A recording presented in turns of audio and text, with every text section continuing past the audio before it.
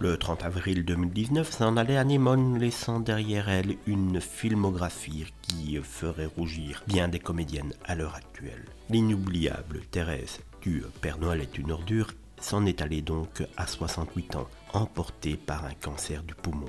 Si certaines de ses anciennes amies du Splendide avaient quand même réagi à sa mort, par exemple Marianne Chazelle qui avait dit qu'elle était rebelle, révoltée, mais elle avait un talent fou. C'était une actrice remarquable, très inventive. J'ai les souvenirs de beaucoup de rires avec elle. Christian Clavier lui avait dit que c'était une très grande tristesse pour la disparition si prématurée de Anémone. Souvenir ensemble de moments de jeu et de fou rires exceptionnels, ainsi qu'avec toute la troupe. Vous n'êtes pas sans savoir qu'Anémone était brouillé avec les membres du Splendide. Depuis maintenant plusieurs années, des histoires apparemment d'argent qui nous dépassent et qui ne nous regardent pas.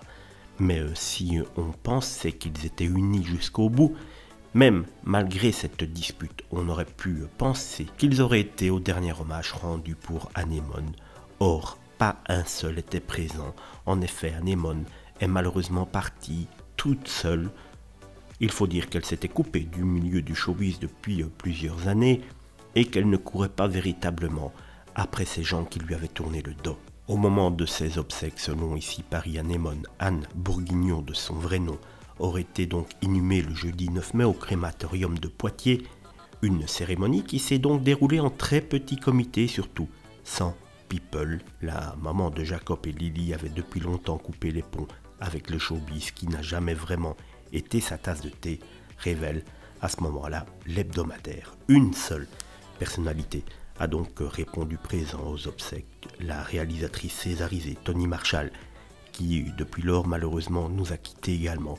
Amie d'Anémone depuis ses 16 ans, la réalisatrice de 67 ans n'aurait pu manquer ses adieux à sa partenaire dans Enfant de salaud sorti en 96. Lors de ses obsèques, elle a même pris la parole pour lui rendre un vibrant hommage, la qualifiant de meilleure amie et même de premier amour. Une femme extravertie, engagée et insoumise qui ne quittera jamais sa mémoire.